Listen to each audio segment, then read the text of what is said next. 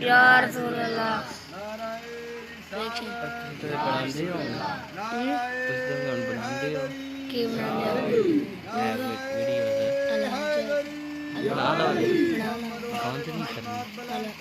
کی تو گرے چلا پھر آ جائیں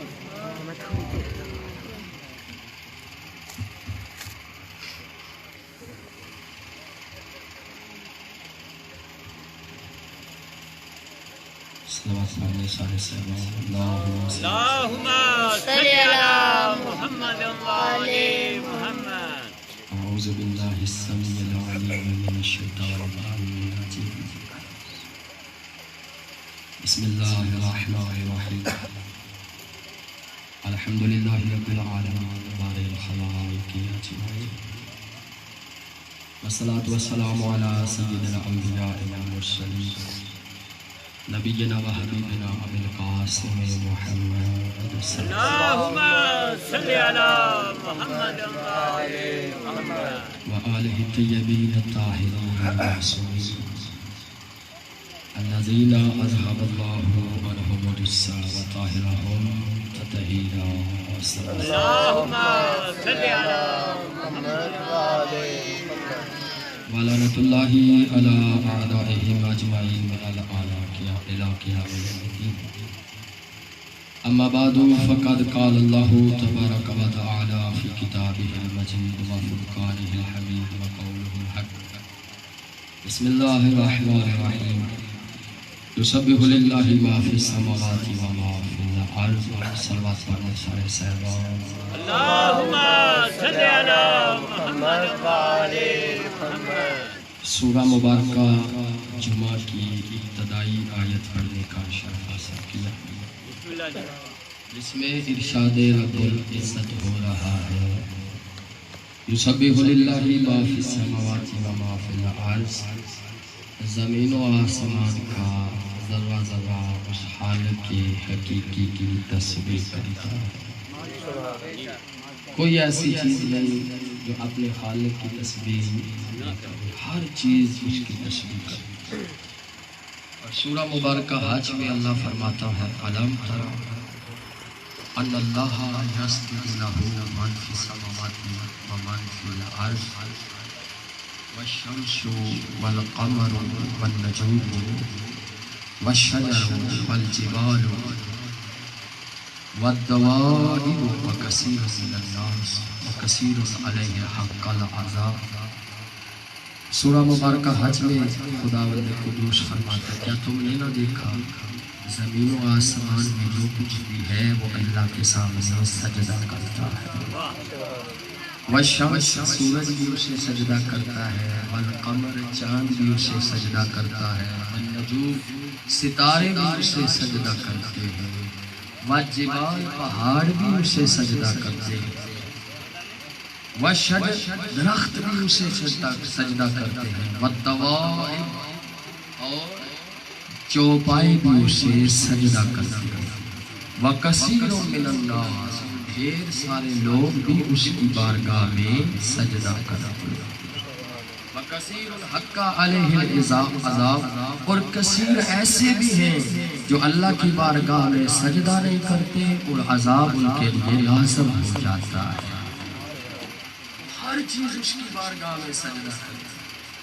ہر چیز اس کی تسبیح کرتی ہے. اور پھر سورہ مبارکہ بنی اسرائیل میں اللہ فرماتا ہے ان شیء الا یسبح بحمدہ ولکن لا تفقہون تسبیحہم. کوئی بھی ایسی چیز نہیں جو اللہ کی بارگاہ میں سجدہ نہ کرے لیکن تجھے اس کی تسبیح کا اس کے سجدے کا شعور نہیں ہے. ہر چیز اس کی بارگاہ میں سجدہ. کوئی ایسی چیز نہیں جو اس کی بارگاہ میں سجدہ نہ کرنا. پہلے بھی میں جملہ بیان کر چکا ہوں شاید آپ نے سنا کہ سامنے آ گیا تو بیان کر دوں.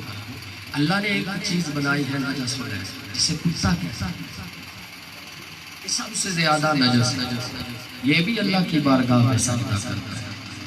یہ بھی اللہ کی تسبیح کرتا ہے. اور تسبیح کیا کرتا ہے الحمدللہ الذی جعلنی کلبا ولا خنزیرا، حمد ہے اس پروردگار کی جس نے مجھے کتا تو بنایا، خنزیر نہیں بنایا۔ خنزیر بھی اللہ کی بارگاہ میں سجدہ کرتا ہے اور اللہ کی تسبیح کرتا ہے، اور کیا کہتا ہے؟ الحمدللہ الذی جعلنی خنزیرا ولا منافقا، حمد ہے اس پروردگار کی جس نے مجھے خنزیر تو بنایا، منکر علی نہیں بنایا۔ ہر چیز اس کی بارگاہ میں سجدہ کرتی ہے۔ قرآن مجید میں ایک واقعہ ہے، سب سے چھوٹی مخلوق اللہ کی چیونٹی، یہ بھی اللہ کی تسبیح کرتی ہے، یہ بھی اللہ کی عبادت کرتی ہے۔ آپ نے وہ سارا واقعہ سنا ہے اور کوئی ایسی بات نہیں جو آپ نے سنی ہوئی نہ ہو۔ جب جناب سلیمان کا لشکر آیا، تخت آیا، تو چیونٹیوں کے سردار نے چیونٹیوں سے کہا اپنی بلوں میں داخل ہو جاؤ، یہ نہ ہو کہ سلیمان کا لشکر تمہیں اپنے پاؤں کے نیچے روند ڈالے۔ اب 3 کلومیٹر کے فاصلے پر جناب سلیمان کا تخت تھا، اللہ کا نمائندہ تھا، اللہ کے نبی تھے۔ 3 کلومیٹر کے فاصلے پر چیونٹی کی آواز، اپنے وزیر کو بھیجا، جاؤ اس چیونٹی کو پکڑ کے لاؤ۔ جب وہ چیونٹی وزیر پکڑنے کے لیے آیا تو ظاہر ساری چیونٹیاں ایک جیسی تھی، رنگ بھی ایک تھا، وزن بھی ایک تھا، شکل و صورت بھی ایک تھی، لیکن وزیر کو اشتباہ نہ ہوا، اسی چیونٹی کو پکڑا، پتہ چلا جو نبی کا وزیر ہوتا ہے، جو نبی کا وزیر ہوتا ہے، اس کا علم ویسا ہی ہوتا ہے جیسے نبی کا ہوتا ہے۔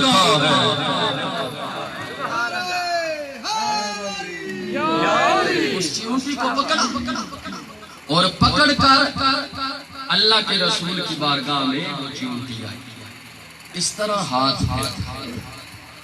چیونٹی سے پوچھا، اے چیونٹی تو نے یہ کس طرح کہہ دیا کہ سلیمان کا لشکر باقی چیونٹیوں کو روند ڈالے گا؟ میں اللہ کا نبی ہوں اور اللہ کا نبی کسی مخلوق پہ ظلم نہیں کرتا۔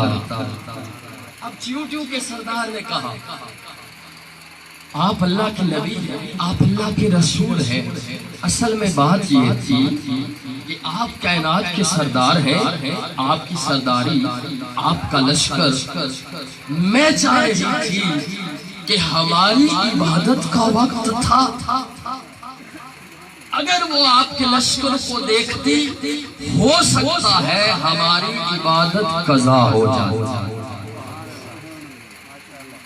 تو میں نے تو اس لیے کیا، کیا مطلب نکلا کہ یہ جو چیونٹی ہے یہ بھی اللہ کی بارگاہ میں عبادت کرتی ہے، یہ بھی سجدہ کرتی ہے، عبادت کا وقت۔ اور پھر عجیب سوال و جواب ہوئے جناب سلیمان کے اور چیونٹی کے درمیان۔ چیونٹی تو بڑی اچھی باتیں کرتی ہے، مجھے یہ بتا تو افضل ہے یا میں افضل ہوں؟ چیونٹی تو پھر اللہ کے نبی نے پوچھا مجھے بتا تو افضل ہے یا میں افضل ہوں؟ چیونٹی چپ، کہا آپ اللہ کے نبی ہیں، اگر میں کہوں کہ آپ افضل ہیں اس میں آپ کی فضیلت نہیں ہے، لوگ کہیں گے جناب سلیمان ایک چیونٹی سے افضل ہے۔ یہ کوئی فضیلت تو نہ ہوئی کہ سلیمان پیغمبر چیونٹی سے افضل ہے، یہ کوئی فضیلت تو نہ ہوئی۔ جب یہ کہا پھر چیونٹی نے اور بات کی، سلیمان نے کہا کچھ تو کہو، کہا مجھے بتائیں آپ کہاں موجود ہیں؟ میں جی تخت پہ ہوں۔ تخت کہاں ہے؟ تخت ہوا میں ہے۔ پھر چیونٹی نے کہا میں کہاں پہ ہوں؟ کہا آپ میرے ہاتھ پہ، آپ کیا ہے؟ اللہ کے نبی۔ تو چیونٹی نے کہا خود ہی فیصلہ کر لے، آپ کو اٹھانے والی ہوا ہے اور مجھے اٹھانے والا اللہ کا نبی ہے۔ اس کا مطلب ہے اگر اللہ کے نبی کے ہاتھ پہ چیونٹی بھی آ جائے تو اس کی شان ہی الگ ہوتی ہے، اس کا وقار ہی الگ ہوتا ہے، اس کا رتبہ ہی الگ ہوتا ہے۔ اور اگر نبیوں کے سردار کے ہاتھ پر حسین علیہ السلام آ گئے تو پھر حسین کا رتبہ کیا ہو؟ میری طبیعت تھوڑی سی خراب ہے، تو یہ چیونٹی سے بات مقصد کیا نکلا کہ چیونٹیاں بھی اللہ کی عبادت کرتی۔ یہاں پہ مجھے اور بات یاد آئی، اسی طرح جس طرح جناب سلیمان وادی النمل میں گئے، قرآنی بات ہے، ایک مرتبہ مولا علی علیہ السلام وادی النمل میں یہاں پہ چیونٹیوں کا صحرا تھا اور چیونٹیاں موجود، اور آپ کے ساتھ دو روایتیں ہیں، جناب سلیمان تھے یا جناب عمار یاسر، سلیمان ہو یا عمار یاسر کوئی فرق نہیں، اللہ کے جو نبی ہے ان کا نام ہے سلیمان، ٹھیک ہے، اور جو رسول اللہ کے صحابی ہیں ان کا نام ہے سلیمان، سلمان ٹھیک نہیں، سلیمان، جناب سلیمان تھے یا جناب عمار یاسر، تو کسی کا بھی نام لے کے واقعہ پڑھ سکتے ہیں چونکہ دونوں نام موجود ہے روایات۔ تو جناب عمار یاسر جب چیونٹیوں کے اس صحرا سے گزرے تو اللہ کی حمد کی اور کہا حمد ہے اس پروردگار کی جو اللہ ان چیونٹیوں کی تعداد کو جانتا ہے۔ مولا نے جب یہ جملہ سنا، مولا نے فرمایا ہمارے یاسر اس طرح حمد نہ کر، اگر اللہ کی حمد کرنی ہے تو اس طرح حمد ہے اس پروردگار کی جو ان چیونٹیوں کا خالق ہے۔ کہا اللہ کوئی ایسی شخصیت بھی ہے جو ان کی تعداد جانتی ہے؟ مولا متقیان فرماتے ہیں تو میں نے قرآن میں پڑھا وَكُلَّ شَيْءٍ أَحْصَيْنَاهُ فِي إِمَامٍ مُبِينٍ، ہم نے ہر چیز کا علم امام مبین میں رکھ دیا ہے، اور وہ امام مبین میں ہوں، ان کی تعداد بھی جانتا ہوں، یہ بھی جانتا ہوں ان میں نر کتنے ہیں، ان میں مادہ کتنے ہیں، اور میں علی یہ بھی جانتا ہوں یہ کہاں سے آ رہی ہے اور انہوں نے کہاں جانا ہے۔ اور پھر یہاں پہ جناب عمار یاسر سے مولا متقیان علیہ السلام نے کہا اے عمار یاسر کیا چیونٹیوں کے سردار کی بات سننا چاہتے ہو؟ کہا سننا چاہتا ہوں۔ اس طرح مولا نے عمار یاسر کی آنکھوں پہ ہاتھ پھیرا، آنکھوں میں اتنی بینائی اور پھر کانوں میں اتنی سنائی آ گئی، وہ چیونٹی دیکھ بھی سکتے تھے اور اس کی آواز بھی سن سکتے تھے۔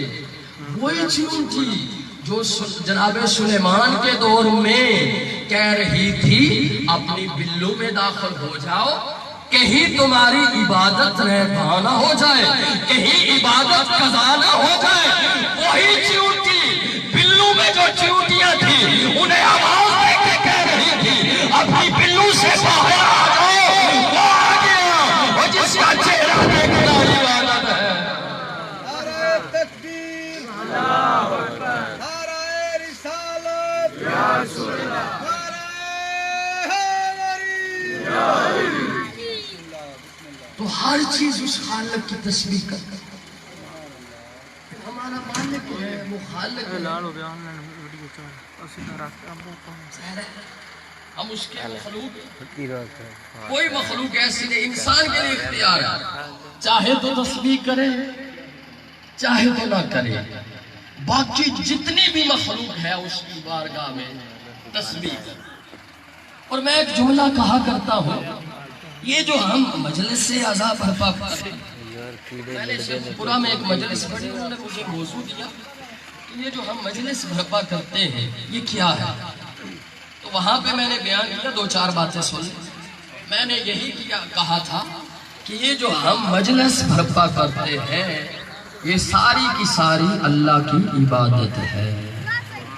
ہم یا علی کریں تو یہ بھی اللہ کی تسبیح ہے، ہم صلوات پڑھیں تو یہ بھی اللہ کی تسبیح ہے، ہم سبحان اللہ کہیں تو یہ بھی اللہ کی تسبیح ہے، ہم یا علی نعرہ لگائیں تو یہ بھی اللہ کی تسبیح ہے.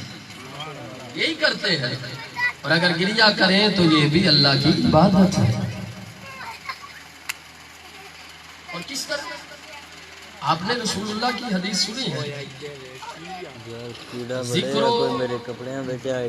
میرا ذکر علی کا ذکر، ذکر علی ذکر و ذکری ذکر اللہ و ذکر اللہ عبادت. علی کا ذکر میرا ذکر ہے، میرا ذکر اللہ کا ذکر ہے، اور اللہ کا ذکر عبادت ہے. اب یہ منطق میں شکل اول بنتی ہے. شکل اول یہ ہوتی ہے، ایک شورا ہوتا ہے پہلا جملہ، پھر کبرا ہوتا ہے دوسرا جملہ، اور دو جملوں کے درمیان جس جملے کا تکرار ہوتا ہے اسے کہتے ہیں حد اوسط.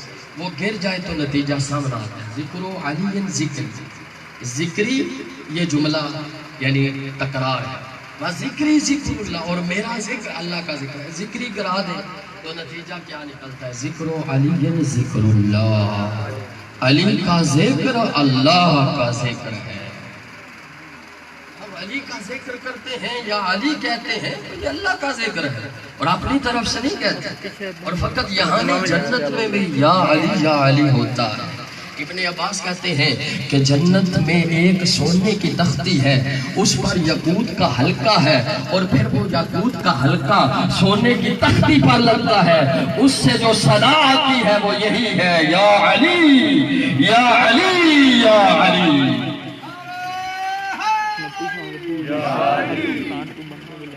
یا علی بھی اللہ کی عبادت ہے. جو صلوات پڑھتے ہیں بہت بڑی عبادت ہے. ایک مرتبہ رسول اللہ موجود تھے اور رسول خدا صلی اللہ علیہ وسلم موجود تھے. شہد کی مکھی آئی اور اللہ کے نبی اور علی کا طواف کرنا شروع کر دیا. اس طرح طواف کر رہی تھی جس طرح کعبہ کا حاجی طواف کرتا ہے. رسول اللہ نے کہا، اے علی آپ جانتے ہیں یہ شہد کی مکھی ہمیں کیا کہنا چاہتی ہے؟ مولا فرماتے ہیں اگر آپ فرمائیں گے تو بہتر ہو، آپ ہی فرما دیں. کہا یہ شہد کی مکھی ہمیں شہد کھانے کی دعوت دے رہی ہے. کہا ہم قبول کرتے ہیں. یہ کہہ رہی ہے فلاں مقام پہ اچھی شہد موجود ہے، اللہ کا نبی بھی کھائے اور نبی کا مسیح بھی کھائے. جب شہد ملی رسول اللہ نے بھی کھائی، علی نے بھی کھائی. کھانے کے بعد رسول اللہ نے اس مکھی کو دعا دینے کے بعد کہا، اے مکھی یہ اتنی میٹھی شہد بنتی کس طرح ہے؟ یہ جو اتنی میٹھی شہد ہے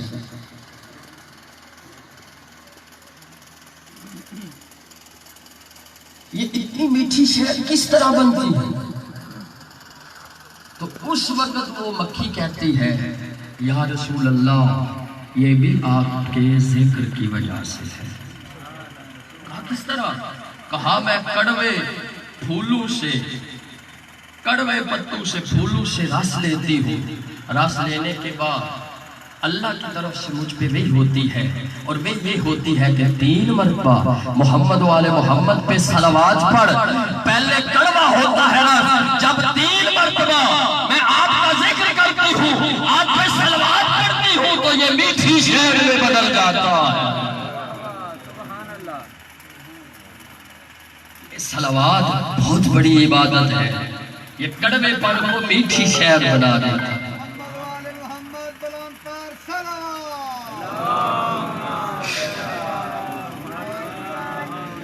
بس میں ختم کرنے لگا چونکہ قبلہ صاحب آ گئے، میں آپ کو زیادہ سے بتنا دوں. یہ بہت بڑا ذکر ہے. یہ جو عزاداری ہے، یہ جو ذکر محمد والے محمد ہے، یہ بہت بڑا ذکر ہے.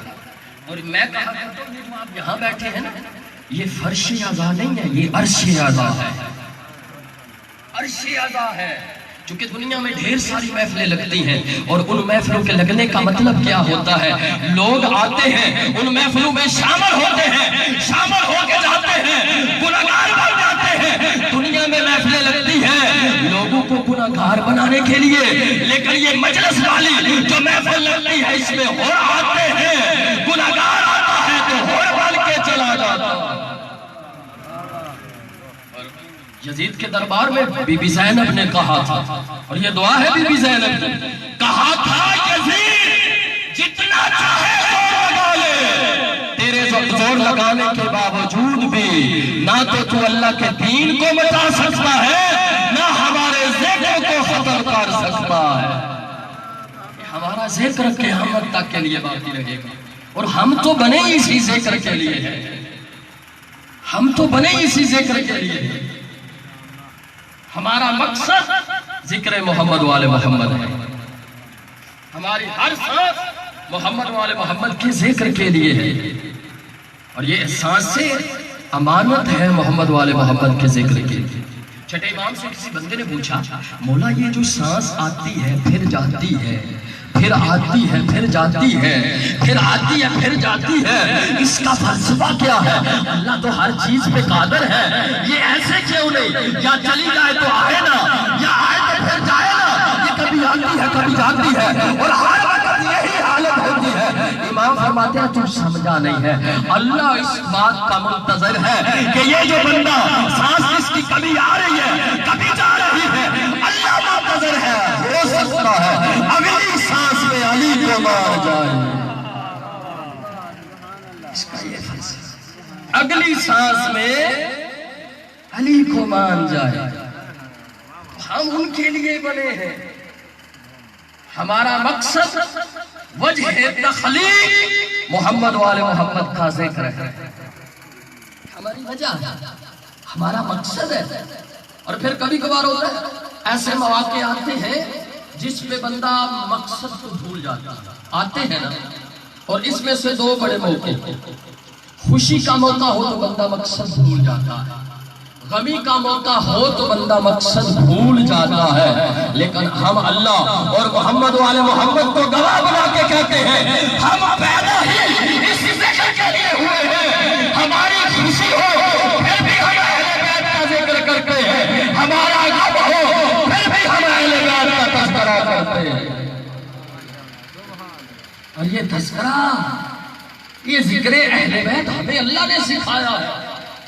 سب سے بڑی مجلس غدیر کے مقام پہ ہوئی ہے، اور اس مجلس کے بانی کا نام اللہ ہے، ذاکر کا نام رسول اللہ ہے، موضوع کا نام علی ولی اللہ ہے۔ پھر 5 گھنٹے کا خطبہ دیا رسول اللہ نے، اور 5 گھنٹے کا خطبہ دینے کے بعد 1 گھنٹہ علی کے فضائل پڑھے۔ اللہ بانی تھا، محمد رسول اللہ ذاکر تھا، اور جو موضوع تھا وہ علی ولی اللہ تھا۔ محمد رسول اللہ نے علی کے 1 گھنٹہ فضائل پڑھے، اور پھر سننے والے صحابہ تھے۔ آج جو مجلس کا منکر ہے وہ سنت محمد کا بھی منکر ہے، سیرت صحابہ کا بھی منکر ہے۔ اور یہ کربلا کا تذکرہ، یہ گریہ، یہ بھی ذکر خدا بندی ہے، سنت رسول ہے، ہم اپنی طرف سے نہیں کرتے۔ اللہ کا دین بچانے کے لیے مولا حسین علیہ السلام کربلا میں گئے، اور اس دین کے لیے سب سے پہلی قربانی جناب مسلم نے دی۔ 1 مہینے کا فرق ہے کربلا والوں کی قربانی اور جناب مسلم کی قربانی۔ اور پھر کس رنگ سے جناب مسلم کی قربانی؟ معصوم کربلا والوں کے لیے کہتے ہیں کہ ہمارے ماں باپ قربان، ان کی قربانی کا انداز ہی الگ ہے، لیکن بعض مقامات پہ جناب مسلم جو قربانی تھی وہ عجیب انداز سے،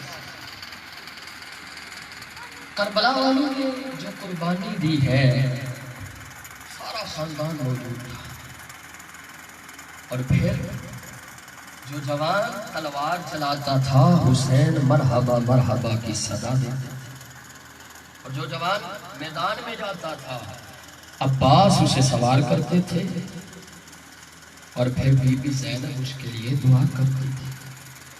لیکن جناب مسلم نے جو قربانی دی اکیلے جناب مسلم نے کوفہ میں قربانی. کوئی مرحبا کہنے والا نہیں تھا، کوئی دعا دینے والا نہیں تھا، کوئی سوار کرنے والا نہیں تھا. پھر کربلا والوں نے جو قربانی دی تیروں اور تلواروں کی دی. جناب مسلم نے جو قربانی دی تیروں اور تلواروں کی قربانی. سامنے سے تیر تھے، دائیں اور بائیں طرف سے تلوار، سامنے تیر، دائیں اور بائیں طرف سے تیر تلواریں. اور پھر چھتوں پر لوگ چڑھ کے کوئی آگ پھینک رہا تھا، کوئی پتھر پھینک رہا تھا. اور پھر جب پہنچے ہیں جناب مسلم، سینکڑوں لوگ ابن زیاد کے دربار میں گئے اور ابن زیاد نے بڑی کوشش کی کہ کسی طرح جناب مسلم کو کمزور کیا جائے. لیکن جو ہی جناب مسلم دربار میں پہنچے، سینہ تان کے دربار میں گئے. ابن زیاد نے کہا تو نے مجھے سلام نہیں کیا. جناب مسلم فرماتے ہیں تو نے مجھے سلام نہیں کیا، امیر کہہ کے سلام نہیں کیا. جناب مسلم کہتے ہیں کہ میرا امیر حسین کے علاوہ کوئی نہیں، میرا امیر حسین ہے. اور پھر جلاد نے جلدی ختم کرو. جلاد نے حکم دیا جناب مسلم کو دارالمبارک کی چھت پہ لے جا کر ذبح کر دیا، تن سے جدا کر دیا جائے. اور پھر یہی ہوا، جب سر کو تن سے جدا کرنے کے لیے جلاد نے تلوار چلانا چاہی تو جناب مسلم نے ایک سنت قائم کی. کہا آقا حسین تو میرے قریب نہیں ہے، میں مسلم کا سلام دور ہی سے سن لیجئے. اور فرمایا السلام علیکہ یا ابا عبداللہ. جب یہ سلام کیا اور پھر انگلی کا اشارہ کیا جس طرف سے حسین علیہ السلام آ رہے تھے. حسین علیہ السلام ایک مرتبہ بیٹھے ہوئے تھے، مسلم کی آواز کو سنا، اٹھ کے جواب دیا اے میرے بھیا مسلم تجھ پر بھی میرا سلام. ابھی باقی قافلے والوں کو پتہ نہیں چلا تھا. تھوڑی دیر کے بعد کوفہ کی طرف سے ایک بندہ آیا. جناب عباس نے کہا آقا حسین یہ بندہ کوفہ سے آ رہا ہے، اس سے ہم جناب مسلم کا حال پوچھتے ہیں. جب وہ بندہ قریب آیا اس سے جناب مسلم کا حال پوچھا گیا. اس نے سر کو جھکا دیا اور کہا مسلم 3 دن ہوئے دارالمبارک کی چھت پہ لے جا کر ابن زیاد نے مسلم کے سر کو تن سے جدا کر دیا اور مسلم کے جنازے کو اور رسی ڈال کے اور کبھی اس بازار لے جا رہے ہیں اور کبھی اس دروازے لے جا رہے ہیں. اور مسلم کی لاش کو کوفہ کے بازاروں میں گلیوں میں گھسیٹا جا رہا ہے. اتنا سننا تھا خیموں میں قرآن بپا ہوا. مولا حسین نے بی بی زینب سے کہا مسلم کی یتیمہ کو لے آؤ، لیکن ایسے ہی نہیں لانا، تیار کر کے لانا ہے، کپڑے پہنا کے اچھے کپڑے پہنا کے لانا ہے، سرما لگا کے لگانا ہے. جب تیار کر کے جناب مسلم کی یتیمہ عاتقہ مولا حسین کے پاس آئی، آپ نے جھولی میں بٹھایا. بٹھانے کے بعد ایک مرتبہ اوپر ہاتھ پھیرا اور ہاتھ پھیر کے جب سلام ہاتھ پھیر کے جب یتیمہ کو دعا دی اور پھر یتیمہ کو پیار کیا. تھی تو بچی لیکن تھی تو حسین کی بھانجی. کہا مامو آپ مجھے اس طرح پیار کر رہے ہیں اور جس طرح یتیموں کو پیار کیا جاتا ہے، لگتا ہے میرا بابا شہید ہو گیا اور لگتا ہے میرا بابا مارا گیا. کہا نہ کہ میں تیرا بابا ہوں اور میں کہوں گا اے مسلم کی یتیمہ اور تیرا بابا کوفہ میں مارا گیا اور تجھے پیار کرنے والے تھے، لیکن ایک کربلا کی یتیمہ سکینہ اور جس کا بابا مارا گیا اور کوئی پیار کرنے والا نہیں تھا. مارنے والے تھے تو تازے آنے، چھیننے والے تھے تو گوشوارے، لیکن سکینہ کو کوئی بابا کا پرسہ دینے والا نہیں تھا. اِنَّا لِلَّهِ وَإِنَّا إِلَيْهِ